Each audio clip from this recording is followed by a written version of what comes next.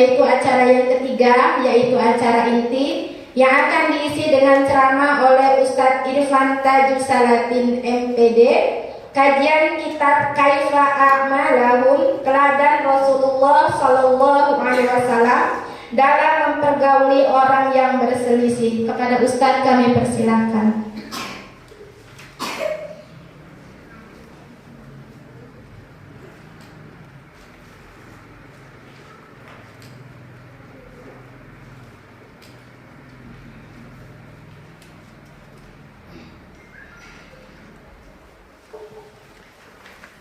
Baik, jazakillahu khairan. Bismillahirrahmanirrahim. Assalamualaikum warahmatullahi wabarakatuh.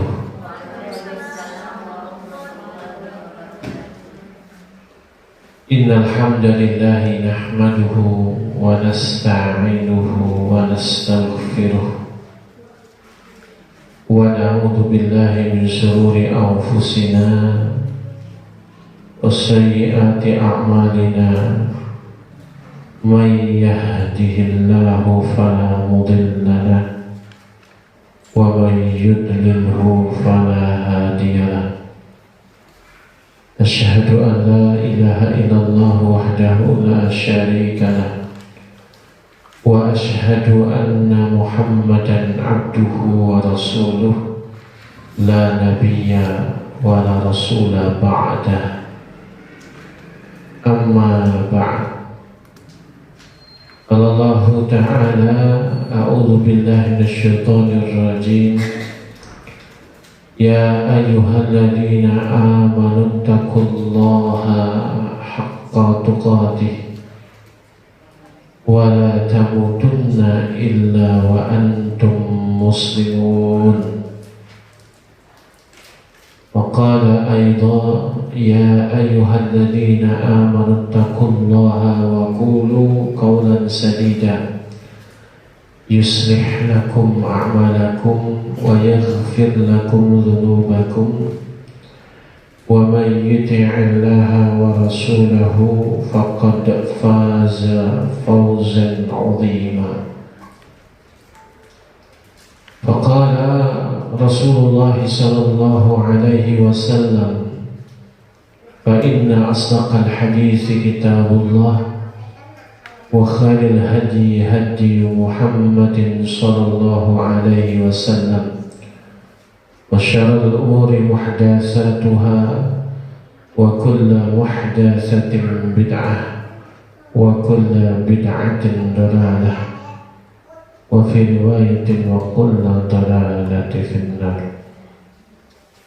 Ummahat wa akhwati arsadani wa arsadakunallah. Alhamdulillah, segala puji hanya bagi Allah Ta'ala yang telah memberikan kepada kita nikmat yang sangat besar, yang sangat banyak, sehingga pada kesempatan siang hari ini kita dimampukan oleh Allah untuk bisa hadir di dalam majelis kajian rutin, majelis ta'lim sahabat rumah dakwah yang kita biasa selenggarakan di hari Kamis. Salawat beriring salam semoga selalu tercurahkan kepada Nabi kita, Nabi Muhammad sallallahu alaihi wasallam beserta keluarganya, para sahabatnya, serta para pengikutnya yang selalu senantiasa meneladani sunnah-sunnahnya hingga yaumil qiyamah. Ummahat wa akhwati fillah, kita akan melanjutkan kajian kitab Kaifa Amalahum, bagaimana Rasulullah SAW mempergauli mereka. Kali ini kita masuk pada tema teladan Rasulullah SAW dalam mempergauli orang yang berselisih. Umat yang dirahmati Allah, betapapun hebatnya seorang muslim, betapapun dalamnya ilmu seseorang, dan bagaimanapun semangat perjuangan seorang da'iyah atau mu'allimah atau asatidah, tetapi itu tidak menutup kemungkinan tidak akan pernah sepi dan lekang dari yang namanya perselisihan. Jadi walaupun ada di sebuah komunitas orang-orang baik, kan kalau kita menggambarkan orang baik itu paling enggak ya sholat yang bagus, pakai hijab, ya menutup aurat, apalagi bingkainya belajar Al-Quran. Ini hebat semua ini. Seorang muslimah ya, berilmu, belajar Al-Quran, keinginan mentaati syariat, tapi kok kenapa ada perselisihan? Nah itu ya. Kenapa? Karena itu sunnatullah. Maka Allah Ta'ala katakan sendiri gitu, la yazaluna nasa mukhtalifin. Manusia itu selalu berselisih. Kenapa? Setiap manusia itu punya pikiran, punya perspektif, sudut pandang, punya personality, kepribadian yang berbeda. Pepatah orang Arab mengatakan likulli ra'sin ra'yun. Setiap kepala, masing-masing kepala itu punya ra'yun, punya cara pandang. Baik menurut kita, belum tentu baik menurut saudara kita. Sama dengan nomor sepatu kita. Kita punya sepatu, kita punya kaki beda. Ada yang ukurannya 30, ada yang ukurannya 25, ada yang 35, 37, 40, macam-macam.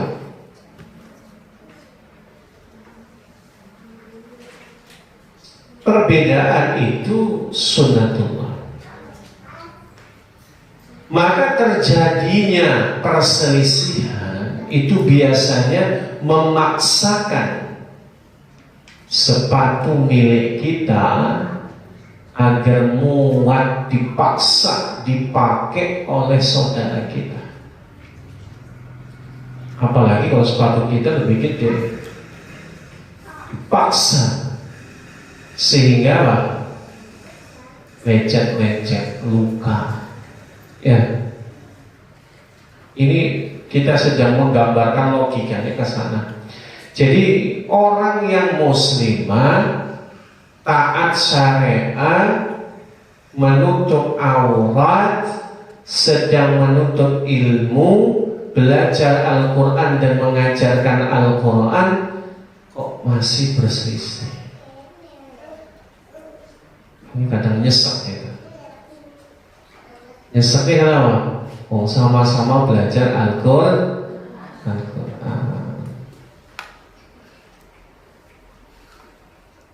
Sahabat rumah dakwah punya lembaga Quran. Ada orang punya lembaga Quran, punya orang punya lembaga Quran. Nah, itu sama-sama belajar Al-Quran, tidak menutup kemungkinan perselisih. Ada perselisihan antar organisasi, ada perselisihan antara sesama anggota organisasi, ada perselisihan antara pengurus organisasi. Itu tuh ada 3 level loh perselisihan itu. Ada perselisihan antara organisasi dengan organisasi yang lain. Ini tantangan bener. Diomongi nggak enak, kadang dipertanyakan ilmunya, kadang disudutkan, dijelek-jelekan. Antar organisasi, antara anggota organisasi, antara thalibah, ada perselisihan bisa banget ya. Antar individu bisa banget. Plus antara atasan, bawahan, antara pengurus sebuah organisasi, pembinanya dengan ketuanya, ketua dengan bawahannya, itu mungkin terjadi perselisihan. Makanya materi ini penting. Mudah-mudahan cukup. Kita masih bab 3, teladan Rasulullah dan mempergauli kelompok sosial tertentu.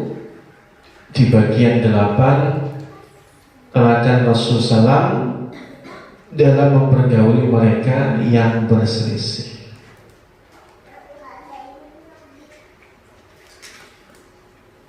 Sungguh tidak ada di dunia ini juru damai yang sekelas dengan Rasulullah. Beliau mendamaikan suku-suku, antar individu-individu dan kelompok masyarakat. Bahkan beliau mendamaikan pasangan suami istri, 2 orang yang berutang piutang, dan juga juru damai dalam penegakan hak harta, nyawa, dan kehormatan. Nyambung. Dalilnya, landasan kita tadi sudah dibacakan oleh Ustazah, surah Al-Hujurat ayat 10.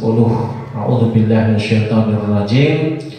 Innamal mu'minuna ikhwatun fa aslihu baina akhawaikum. Kalimat yang pertama, innamal mu'minuna ikhwatun. Kalau saya menerjemahkannya, bukan sesungguhnya orang-orang mukmin adalah bersaudara, tetapi sesungguhnya hanyalah orang-orang mukmin yang bersaudara. Karena innama itu beda dengan inna. Kalau inna itu artinya sesungguhnya. Kalau innama sesungguhnya hanya orang-orang mukmin, hanyalah orang-orang mukmin yang bersaudara. Kalau mau diterjemahkan lebih langsung, hanya saja orang mukminlah yang bersaudara. Kenapa? Orang itu bersaudara itu pertama karena hubungan darah. Ini sifat dasar manusia. Ya, ala arhami bainihim, kata Nabi, yaitu karena ada hubungan darah di antara mereka. Yang kedua, orang bersaudara itu li amwali yata'atunaha. Ada orang itu bersaudara karena urusan sama-sama nyari harta. Biasanya rekan kerja, seprofesi. Dia mau tidak mau ada di sebuah instansi, dia ketemu secara intens dalam satu ruangan kerja misalnya. Itu tapi dengan tujuan amwalun yata'adunaha, karena ada orientasi harta, karena nyari-nyari harta.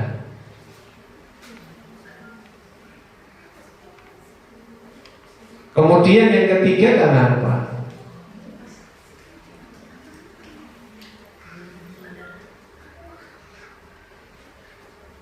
Yang ketiga adalah limahbubat, untuk yang disenangi,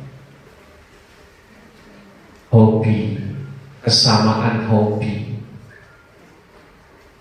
ya, kesamaan kesenangan, baik dalam makanan, kendaraan, ya.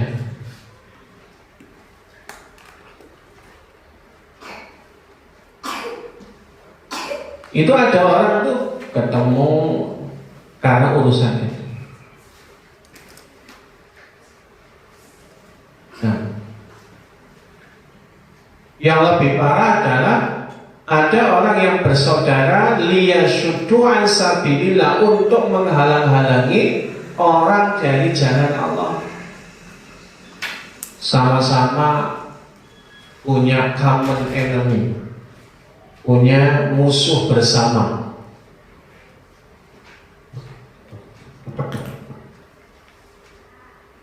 Siapa musuh bersamanya? Orang beriman, Yahudi, Nasrani, kemudian Syuyu'iyun, ya. Mereka karena sama-sama memusuhi Islam, sehingga mereka bersaudara. Semua persaudaraan jenis di atas itu bagaikan jaring laba-laba. Nampaknya begitu kuat, begitu disentuh ambruk. Kenapa? Karena itu mudah diombang-ambing dengan segala hal. Nah, beruntunglah orang-orang beriman, mereka bersaudara karena lillahi ta'ala, karena mereka i'tisam bihablillah, mereka berpegang teguh pada agama Allah, sebagaimana yang Allah firmankan, a'udzubillahi minasyaitonirrajim, wa'tasimu bihablillahi jami'an, dan berpegang teguhlah pada agama Allah semuanya. Wala tafarraqu, janganlah berpecah belah. Jadi kalau kita bicara persaudaraan ini, masya Allah, kita berisaudara karena Allah itu, mencintai karena Allah, benci karena Allah, bersaudara karena Allah, ya. Gimana prakteknya? Wah, cinta karena Allah, benci karena Allah itu prakteknya ada sesuatu yang kita tidak suka pada diri saudara kita, tetapi karena dia sama-sama mencintai Allah, maka saya mencintai dia dan saya tidak membencinya. Nah, itu prakteknya itu. Perbedaan itu niscaya, perselisihan itu pun adalah sesuatu yang sifatnya dasar manusia. Tapi orang beriman karena dengan imannya kamasalil jasadil wahid, seperti satu badan satu tubuh. Memang beda antara tangan dan kaki, tapi perbedaan itu untuk satu fungsi yang sama, bekerja sama untuk menyelesaikan pekerjaan. Jadi makanya perselisihan wajar, perbedaan itu wajar, Nah, yang nggak wajar adalah perbedaan selalu dijadikan ajang perselisihan. Tuh ya. Tapi kan tadi sesuatu yang niscaya bagaimana? Ada mekanismenya. Berikutnya fa'aslihu baina akhawaikum. Maka kalau ada di antara dua saudara mukmin yang berselisih, perintahnya damaikanlah.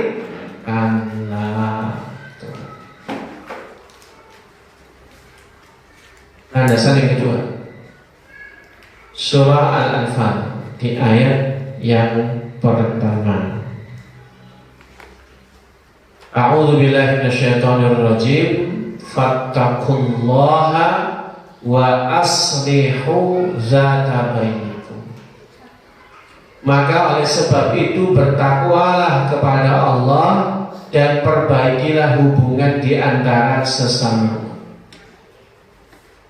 Kalau ada satu perselisihan berujung perpecahan, apalagi sampai permusuhan, itu indikasinya kata para ulama ada salah satu di antaranya yang kurang bertakwa atau dua-duanya tidak bertakwa.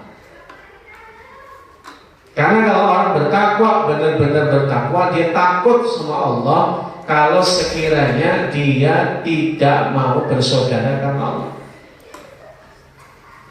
maka di dalam Al-Quran itu sampai diwujudkan, ya, yauma tabyaddu wujuhu wa taswaddu wujuh fa ammal ladzina aswaddat wujuhuhum akafartum ba'da imanikum fadzuqul adzaba bima kuntum takfurun. Ada loh di yaumil qiyamah Allah menghitamkan wajahnya orang-orang selain karena kekufurannya, tapi ada orang-orang yang Allah hitamkan wajahnya gegaranya karena suka berselisih.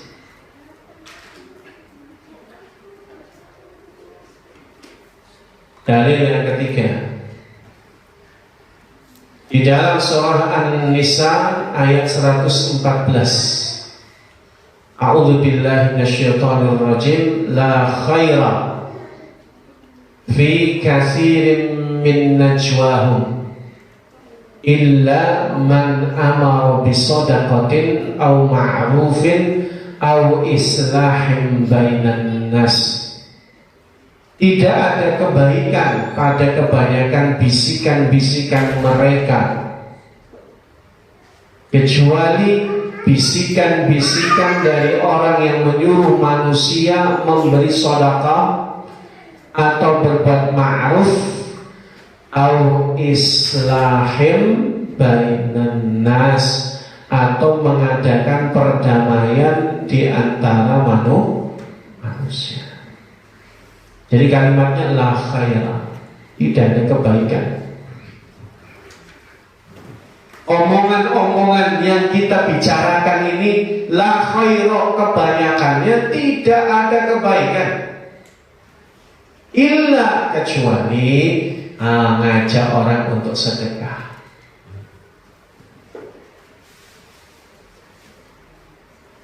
Mahal.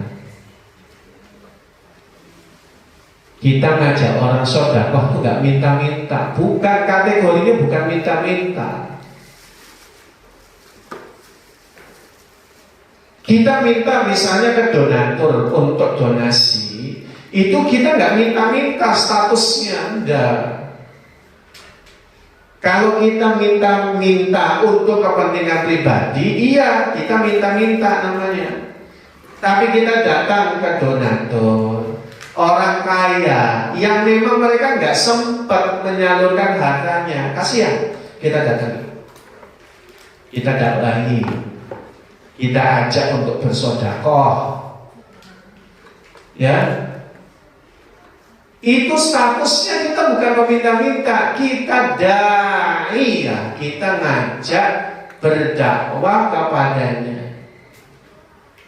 Kata Nabi, yadul yumna, tangan yang kanan yang di atas, ya, itu adalah lebih baik daripada yadus sufla, yaitu tangan yang di bawah. Maksudnya memberi itu lebih baik daripada meminta. Nah, statusnya orang yang mengajak sedekah itu ada di atas tangan orang yang memberi. Ada suatu waktu kita nggak bisa sedekah banyak-banyak karena kita bukan tajir melintir, tapi ngajak orang yang tajir melintir tadi untuk sedekah, pahalanya sama untuk kita. Mandala ala khairin kafa'ili. Orang yang ngajak kepada kebaikan, maka dia mendapatkan pahala yang serupa dengan orang yang mengamalkan. Itu hadisnya. Jadi kalau umat ngajak orang sedekah, lalu yang punya uang tadi sedekah 1 juta, kita nggak sedekah 1 juta, kita nggak ngeluarin uang itu, tetapi kita ngajak orang mengeluarkan uang 1 juta untuk sedekah, kita dapat pahala seperti sedekah 1 juta. Nah, jadi kalimatnya la khairu, nggak ada kebaikan kecuali kita nyuruh orang sedekah au ma'rufin, atau untuk berbuat yang ma'ruf, yang baik menurut syariat. Ngajak sholat, ngajak nutup aurat, ngajak untuk khidmat sama suami, ngajak untuk menjaga kehormatan, itu pahala kebaikan. Yang ketiga, kebaikan itu dalam ayat ini islahim bainan nas, mengadakan perdamaian di antara manusia. Kalau ada saudaranya sesama muslim berantem, datang ini, melakukan perjalanan langsung dari rumah datang ke fulanah A, fulanah B, mendamaikan antara keduanya supaya paling tidak berantem lah. Itulah khair. Bahkan kebaikannya itu lebih baik daripada derajat sholat dan puasa. Dalilnya di mana Rasulullah SAW bersabda? Nih, dalilnya. A'udzu billahi ala ukhbirukum bi afdhala min darajatis siyami was salati was shadaqah. Mau enggak aku beritahukan kepadamu perkara yang lebih utama daripada puasa, salat dan sedekah? Para ulama mengatakan afdhal di kalimat ini adalah afdhalud darajah, afdhalus thawab. Afdhalus thawab artinya apa? Lebih utama derajat kedudukannya, lebih banyak dan utama pula pahalanya.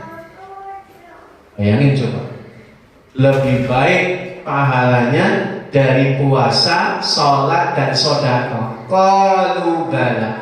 Para sahabat menjawab, tentu wahai Rasulullah. Maka Rasulullah menjawab atau bersabda, salahu dzatil bain, yaitu mendamaikan perselisihan di antara kamu.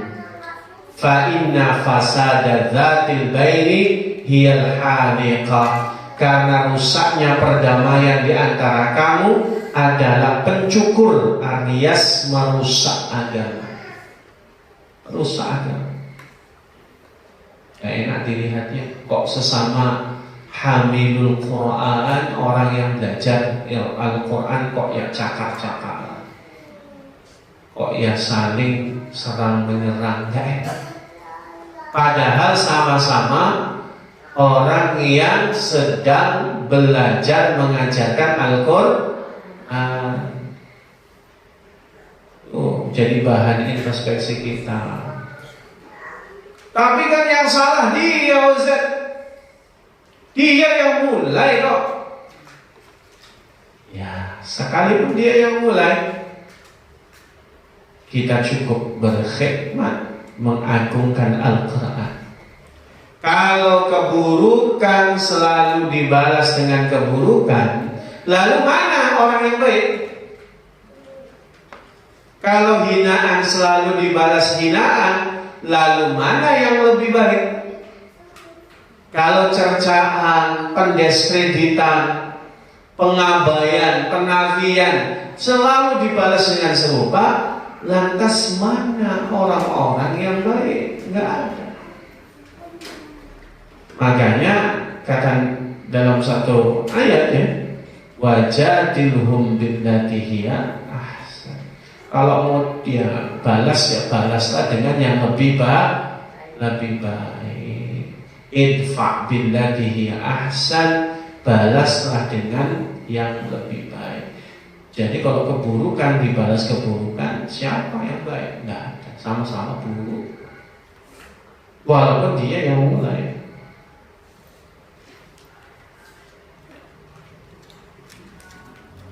Jadi gimana?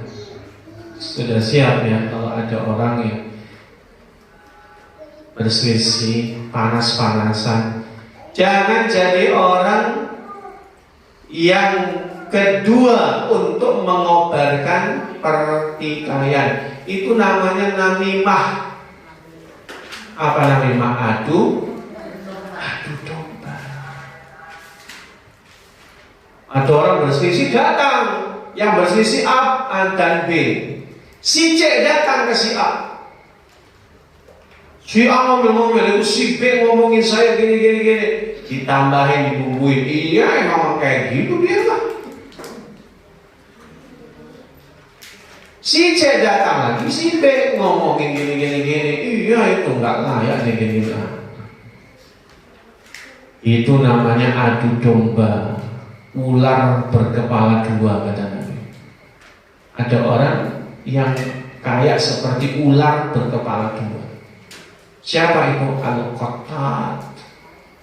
Siapa itu? Tukang adu domba. Namimah. Namimah. Jadi kalau orang yang suka ngadu domba itu dosanya benar. Kenapa? Karena dia bisa membawa pertikaian antar bangsa. Yang bermasalah cuma A dan B. A bawa kaumnya, B bawa kaumnya. Tambah luas tuh pertikaian. Yang salah siapa? Yang adu domba. Bagaimana cara Rasulullah SAW mempergauli mereka ketika mereka berselisih? Bagaimana cara Rasul mengadili mereka?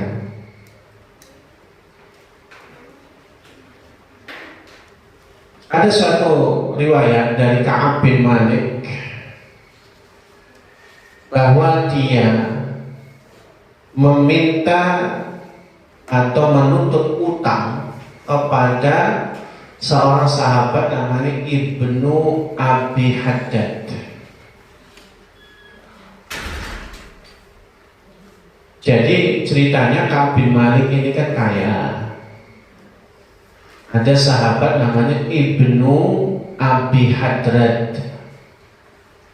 Hadrad itu ya nama orangnya. Jadi intinya Ibnu Abi Hadrad minjem uang sama Ka'ab bin Malik. Sudah lewat batas waktu, nggak bayar. Dikasih tenggat waktu, nggak bayar juga. Minta sebulan, 2 bulan kemudian minta tahun depan. Ada tuh, sama-sama orang soleh tuh. Kalau ini memang Ibnu Abi Hadrad ya nggak mampu untuk bayar.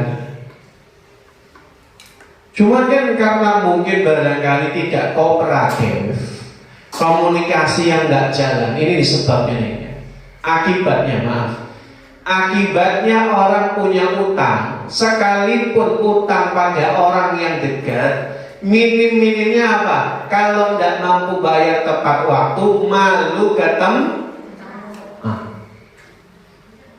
Yang tadinya akrab jadi tidak akrab.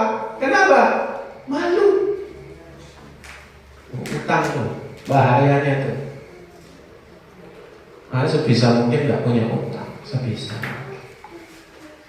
Itulah sesuai kebutuhan. Paling enak tuh nggak punya utang, nggak punya cicilan, enak banget.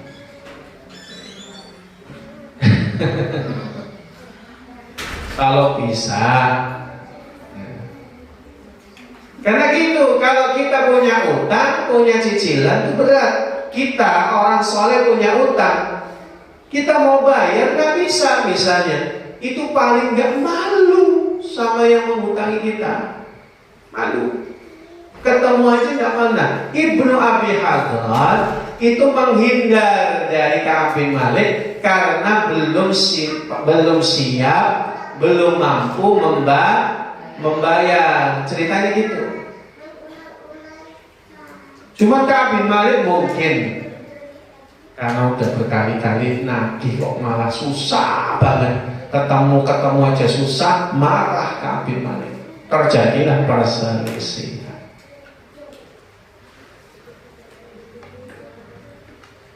Perselisihan itu kemudian didengar Rasulullah SAW. Lalu beliau kemudian membuka tirai rumah beliau yang menghadap ke masjid sembari mengatakan, wahai Ka'ab. Maka Ka'ab datang, saya ya Rasulullah. Beliau mengatakan, hei Ka'ab, udah saudaramu itu tidak mampu bayar, kurangi utangnya, putihkan saja. Maka kemudian Ka'ab bin Malik mengatakan, saya sudah kurangi ya Rasul separuh hutangnya. Itu sudah bagus. Ini nih mahal. Kalau kita ngutangi saudara kita, kalau memang saudara kita itu tidak mampu bayar, terlilit utang, ringankan. Kalau bisa putihkan 100% silakan. Jazanya adalah surga. Jadi kata para ulama, melihat daripada hadis ini, pemutihannya bertahap. Saya putihkan separuh ya. Supaya apa? Supaya tetap ngalir pahala kita. Jadi kita memberi hutangan itu adalah setengah sedekah. Setengah sedekah. Plus menunggu saat saudara kita bayar utang. Itu kesabaran kita nunggu, dihitung pahalanya setiap detik. Fadilah ngutangin itu, makin dia nggak bayar, makin sabar, pahalanya makin besar. Jadi kira mau dibayar apa enggak? Dibayar. Mau pahala atau uang?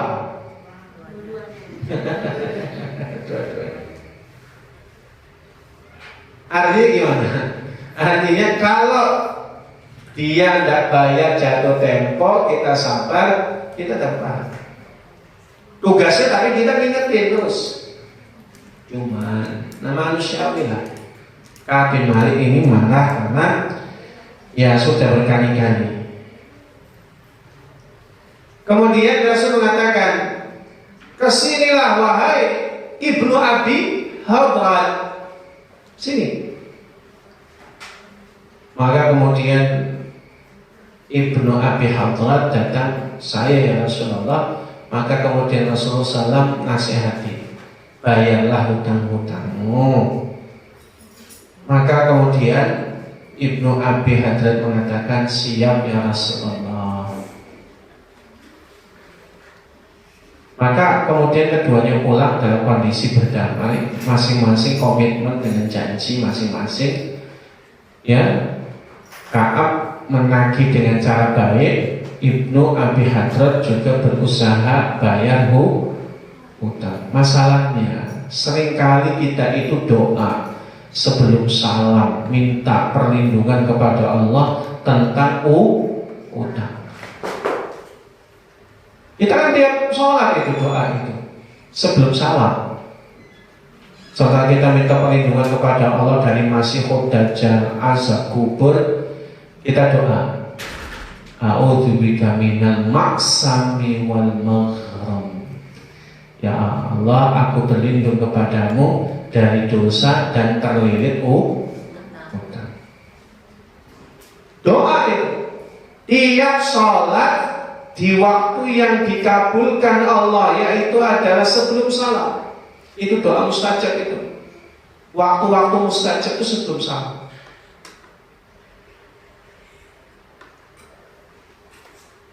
Jadi waktu-waktu mustajab itu ada sebelum salam.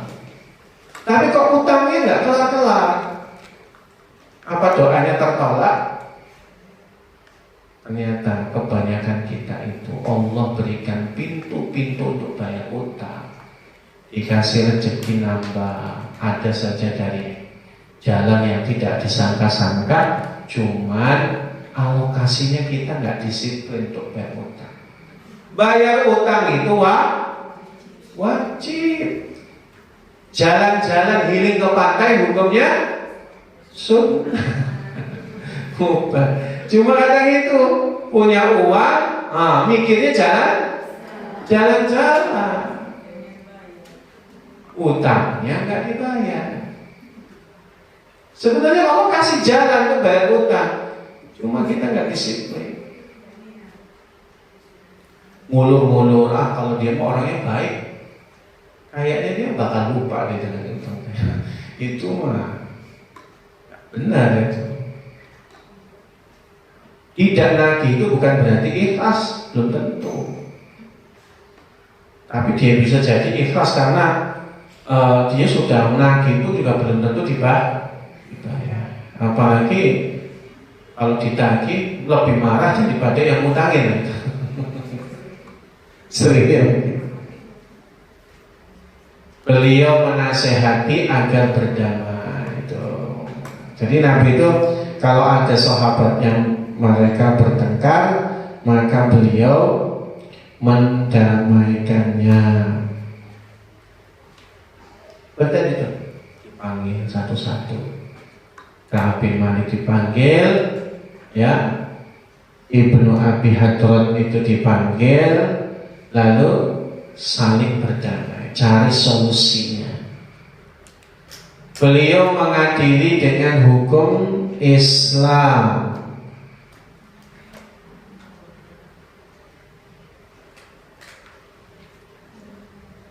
Suatu ketika Rasulullah ini diriwayatkan oleh Abdullah bin Zubair, ada seorang laki-laki Ansor berselisih dengan ayahanda Abdullah bin Zubair, yaitu Zubair bin Awam. Dua-duanya sahabat Nabi. Perselisihan ini berkaitan dengan saluran air.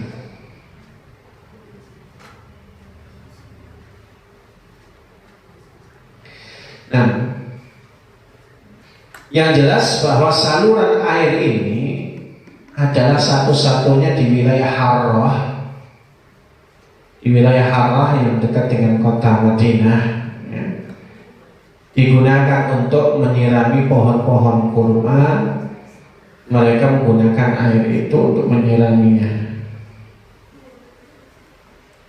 Maka kemudian mereka menghadap kepada Rasulullah SAW, mengadakan atau mengadukan masalah mereka masing-masing.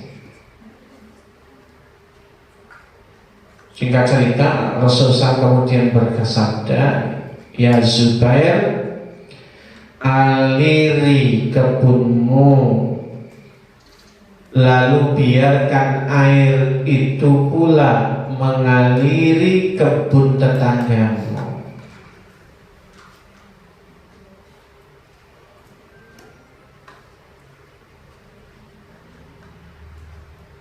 Nabi adil, wahai Zubair, airi kebunmu dan biarkan pula ia mengaliri kebun tetanggamu. Adil kan? Laki-laki Ansor itu dia mengatakan, "Ya Rasulullah, apakah karena mentang-mentang dia adalah anak dari bibimu?" Zubair bin Awam itu punya kerabatan. Beliau itu, Zubair bin Awam itu ponakannya ibunda Aminah. Artinya kalau sama Nabi sepupuan.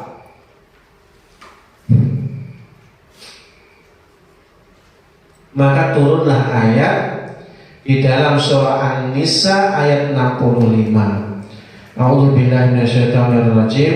Fala wa rabbika la yu'minuna hatta yuhaqqimuka fi ma sajara bainahum summa la yajidu min anfusihim harajan mimma qadaita wa yusallimu taslima. Fala wa rabbika, maka demi Tuhan, la yu'minuna, pada hakikatnya mereka tidak beriman, hatta sampai yuhaqqimuka fima sajara bainahum, sampai mereka mau berhukum dengan hukum yang ditetapkan olehmu atas perselisihan mereka. Tsumma la yajidu fi anfusihim harajan mimma qadaita wa yusallimu taslima. Kemudian mereka tidak punya keberatan. Fi anfusihim harajan, tidak keberatan. Mimma qadaita, dengan apa yang kamu tentukan. Wa yusallimu taslima, dan mereka menerima dengan sepenuhnya. Jadi kalau Rasul itu sudah memutuskan, maka pasti damai, pasti adil, pasti. Dan Nabi tidak mungkin mengadili mereka kecuali dengan adil dan berlandaskan hukum Islam. Beliau SAW menakuti mereka supaya tidak berdusta.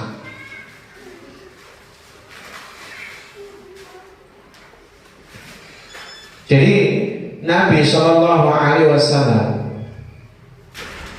menakut-nakuti mereka kalau lagi berselisih, agar ketika mereka itu berdalil jangan berdusta.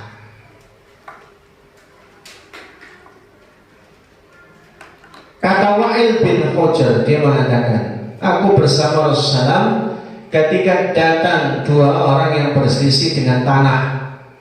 Jadi berselisih tentang batas tanah. Salah seorang dari mereka mengatakan, orang ini merebut tanah saya pada masa sebelum Islam. Jadi rebutan tanah, bukan batasan, rebutan tanah. Lalu Rasulullah SAW mengatakan, mana buktinya? Orang itu menjawab, saya tidak punya bukti. Kata Rasul, kamu harus punya bukti. Atau kalau tidak, kamu bersumpah untuk meneguhkan pengakuan. Maka orang itu kemudian mengatakan, kalau sandarannya adalah sumpah, maka dia akan mengambil tanah itu. Kata Rasul, itu hanya pilihanmu. Karena bagi orang beriman, dia tidak boleh bersumpah kecuali dengan kejujuran. Barang siapa yang dia bersumpah dengan dusta dalam rangka mengambil tanah yang bukan haknya, maka dia akan bertemu dengan Allah dalam kondisi Allah murka kepadanya. Makanya kita itu juga sama ya, kalau hubungan tetangga umahan, jangan sampai merugikan orang lain, tetangga kita, tentang batas tanah, walaupun cuma setengah inch, walaupun setengah senti, lebih baik lah. Ya, ini hak saya. Kalau memang itu ada buktinya, yang penting adalah jangan sampai main-main dalam urusan itu. Ya, kalau kita bisa mengalah itu lebih baik. Soalnya tadi kalau punya bukti kita sodorin, nah kita di posisi benar, ya nggak apa-apa, itu hak kita. Tapi kalau masing-masing berargumentasi nggak ada henti-hentinya, ya kita menang pun kalau itu masih ada kemungkinan, karena kita punya bukti maksudnya, karena bisa di kemungkinan kita yang salah gitu. Maka kita lebih takut murka Allah Subhanahu wa ta'ala. Ingat Allah Ta'ala berfirman, ini Rasulullah SAW menakut-nakutinya dengan surat Ali Imran di ayat yang ke-77. A'udzubillahi minasyaitonirrajim. Innal ladzina yashtaruna bi ahdillahi wa aymanihim samanan qalila ulaika la khalaqa lahum fil akhirah wa la yukallimuhumullah wa la yanzuru ilaihim yawmal qiyamah wa la yuzakkihim wa lahum adzabun alim. Berat banget kok dari ayat ini. Innal ladzina yashtaruna bi ahdillah, sesungguhnya orang-orang yang dia yashtarun, menjual, membeli, menukar janjinya kepada Allah. Wa aymanihim zamanan qalila, dengan sumpah-sumpah mereka yang dihargai dengan harga yang sedikit. Ini apa? Ada orang dusta bersumpah atas nama Allah, dia dusta, mengingkari janjinya kepada Allah, hanya dengan zamanan qalila. Apa zamanan qalila itu? Dunia dan seisinya. Jadi kalaupun itu untuk dunia dan seisinya, itu kategorinya tetap zamanan qalila, tetap harga yang sedikit. Dunia ini kalau dibandingkan akhirat nggak ada apa-apanya. Tapi dia bersumpah hanya ingin merebut milik orang. Ulaika la khalaqa lahum fil akhirah, maka ulaika bukan ada mereka itu la khalaqa, tidak mendapatkan bagian fil akhirah, di akhirat. Wa la yukallimuhumullah, Allah tidak akan mengajak bicara dengan mereka. Wala yanzuru ilaihim yaumal qiyamah, dan mereka tidak akan dilihat Allah pada hari kiamat. Wala yuzakkihim, dan Allah tidak menyucikan mereka. Walahum adzabun alim, dan bagi mereka azab yang pedih. Konsekuensinya berat loh. Mantap. Bersumpah demi Allah untuk suatu kedustaan, merebut milik orang lain, itu sampai Allah tidak mau bertemu. Kalaupun bertemu Allah murka. Kalaupun Allah murka, Allah tidak mengajak dia bicara, Allah tidak melihat, Allah tidak menyucikannya. Terus gimana? Dia cuekin sama Allah. Masuk neraka harusnya kan sudah dicuci dulu di sungai surga, dibiarkan sama Allah. Beratnya, walahum azabun alim, bagi mereka azab yang pedih. Tuh, Nabi nakut-nakutin dengan surat Ali Imran ayat 77. Beliau SAW mengadili menurut zahirnya, mengadili bukan mengadili, mengadili menurut zahir, apa yang nampak.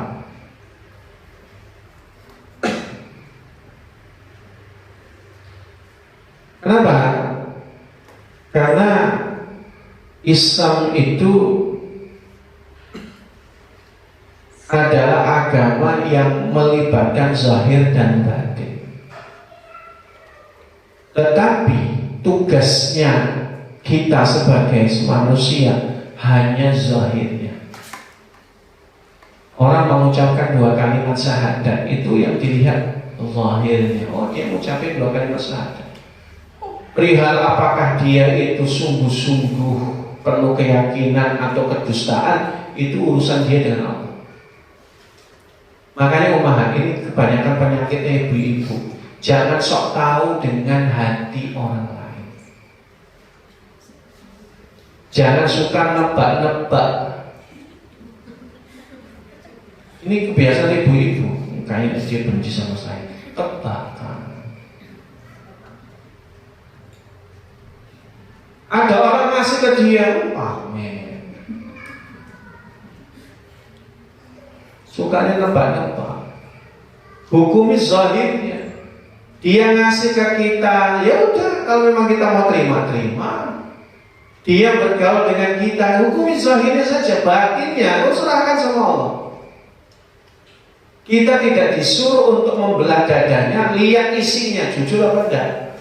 Kita nggak disuruh untuk itu. Maka kata Ummu Salamah, istri Rasulullah SAW, beliau meriwayatkan bahwa Rasulullah SAW mendengar perselisihan di pintu rumahnya. Beliau mendatangi mereka yang berselisih kemudian bersabda, aku hanyalah seorang manusia, mereka yang berselisih datang kepadaku. Sebagian dari kalian lebih fasih dalam menyampaikan perkara mereka daripada sebagian yang lain. Dan aku akan percaya bahwa dia benar dan membuat keputusan yang menguntungkan baginya. Jadi jika aku mengadili seseorang dengan merugikan hak muslim yang lain, maka dari hal itu ada sebagian api neraka yang bisa kamu ambil atau tinggalkan. Nabi aja ngomong gitu. Jadi nggak ada orang kemudian bisa lihat isi hati orang, nggak bisa. Nabi nggak bisa. Bukan orang yang kemudian melihat secara kasyaf langsung kemudian isi dalaman hatinya tahu, isi pikirannya tahu. Kenapa mah? Kita ditakdirkan nggak tahu pikiran orang, nggak tahu isi hati orang. Kenapa? Biar kita bisa bahagia. Bayangin coba, kalau umahan kita punya kemampuan bisa membaca hati dan pikiran orang, sementara hati dan pikiran orang itu jahatnya luar biasa. Loh, baik dalam casingnya ada orang tuh casingnya lembut, batinnya tuh kasar, nampak lembut, gitu. Penuh senyum. Nah, senyumnya ini membawa sembilu.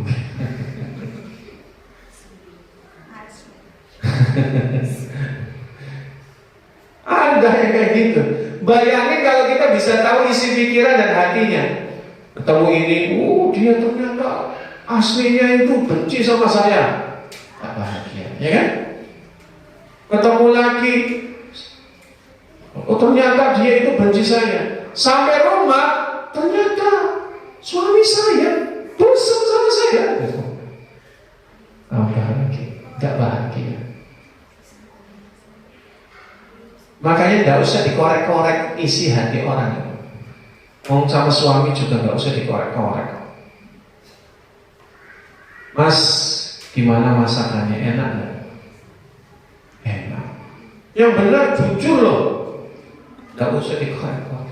Alhamdulillah, kata suaminya, lebih bahagia begitu daripada nuntut suaminya jujur-jujuran. Mana apa yang ada dalam hatimu? Jangan bohong. Kata suami, udah saya jujur, sebenarnya enggak enak. Akhirnya malah enggak bahagia. Beliau meminta sumpah dan bukti. Dalilnya nih. An Ibnu Abbas radhiyallahu anhuma anna Rasulullah sallallahu alaihi wasallam maqala.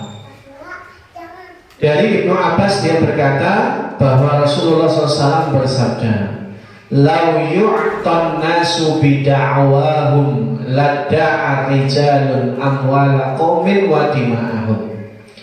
Walakinnil bayyinatu 'alal muda'i wal yaminu 'ala man ankara."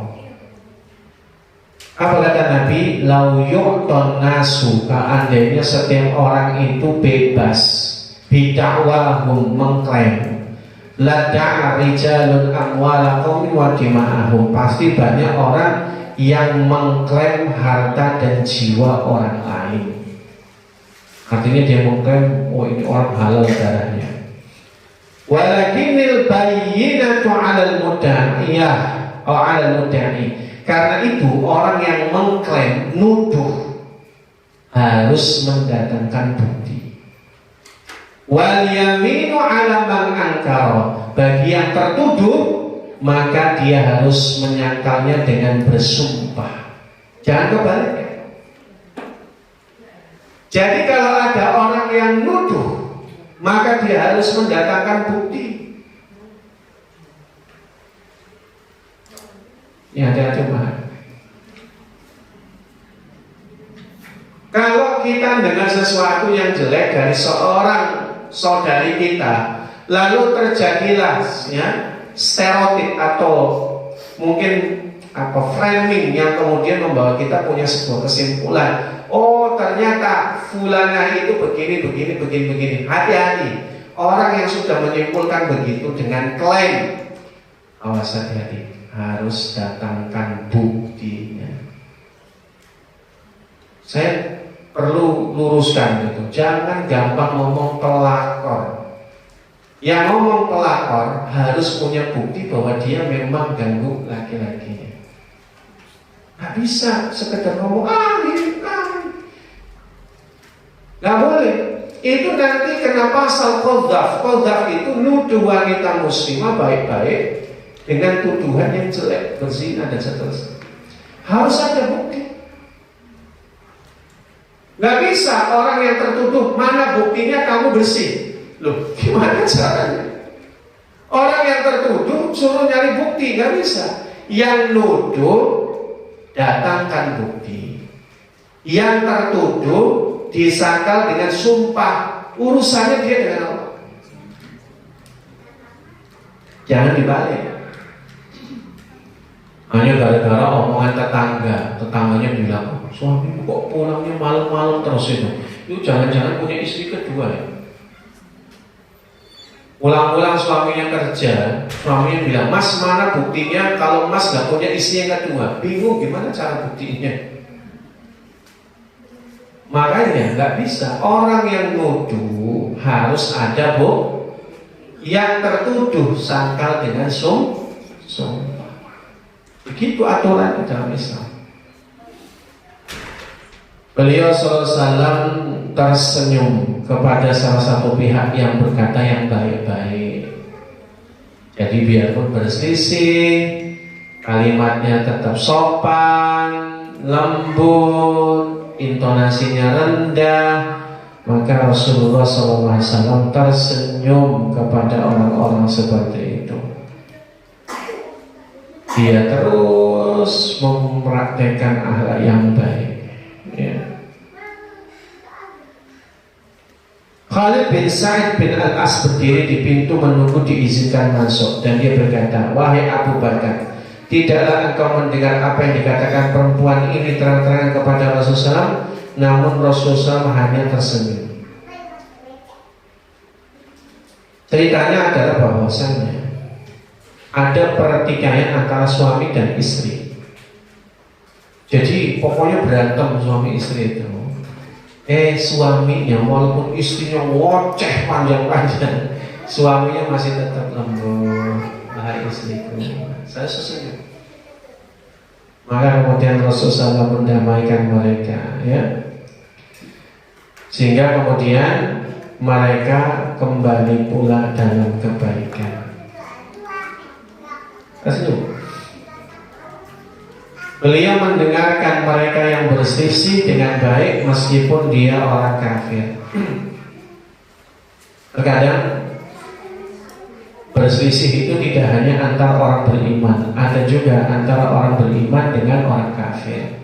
Rasulullah meskipun dia orang kafir tetap mendengarkannya dengan baik, ya. Jadi bukan karena kafir lantas kemudian kita menzalimi karena kekafirannya. Kita lebih berpihak kepada muslim, padahal muslimnya salah. Bisa saja muslimnya salah. Maka Nabi tetap mendengarkan mereka. Wallahu a'lam bishawab. Demikian umat sekalian yang dirahmati Allah pada kesempatan siang hari ini. Begitulah caranya Rasulullah mempergauli mereka yang berselisih. Waktu dan tempat anak kembalikan. Tafadhol Ustaz. Jazakallah khairan Ustaz atas ilmu dan nasihatnya. Semoga nasihat dan ilmu yang disampaikan dapat bermanfaat bagi kita semua. Amin amin ya rabbal alamin. Baik, acara selanjutnya adalah sesi tanya jawab. Kepada umat yang akan bertanya kepada Ustaz, kami persilakan.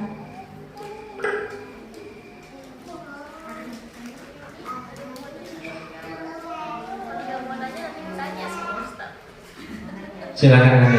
Silakan. Silakan nanya. Nanti yang jawab ustazahnya. Kalau nggak ada yang mau nanya berarti ditanya Ustaz. Oh gitu. Siap. Baik, karena tidak ada yang bertanya, maka silakan Ustadz yang bertanya. 2 pertanyaan ustazah atau 3? 2. 2 pertanyaan. Pertanyaan yang pertama.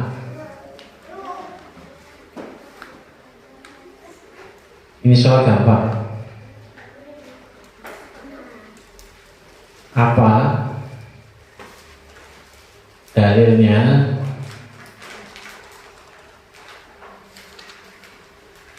susah tapi apa dalilnya orang mukmin itu bersaudara dari derajat dan mendamaikan salah satu di antara yang berselisih itu aja. Ini gampang. Coba bacain.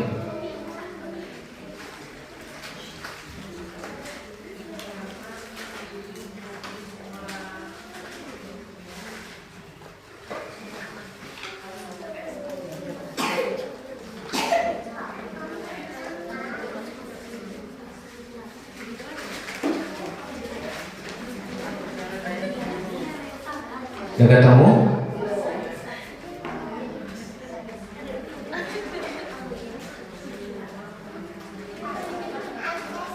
Belum ketemu nih? Nah, lihat di WA aja di layar. Nah tuh.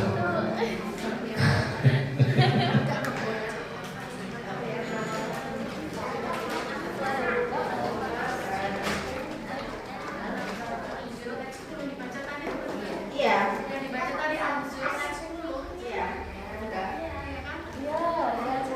Bacain Kak. Ayo baca.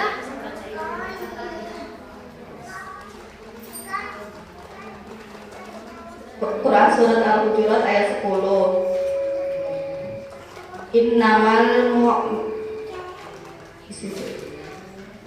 Innamal mu'minuna ikhwatun fa aslihu baina ahwaikum.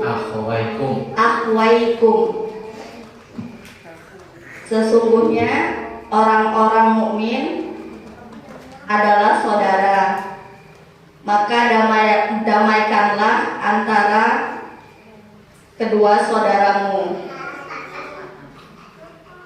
atau orang yang berselisih. Al-Hujurat ayat 10. Betul ya, ya. Insya Allah betul. Pertanyaan yang kedua.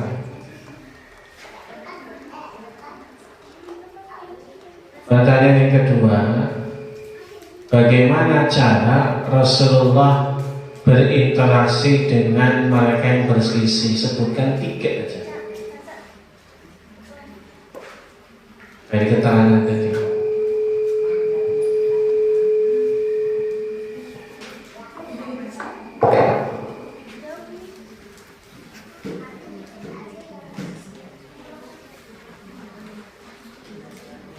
Tiga aja, kan banyak tuh. Beliau, beliau,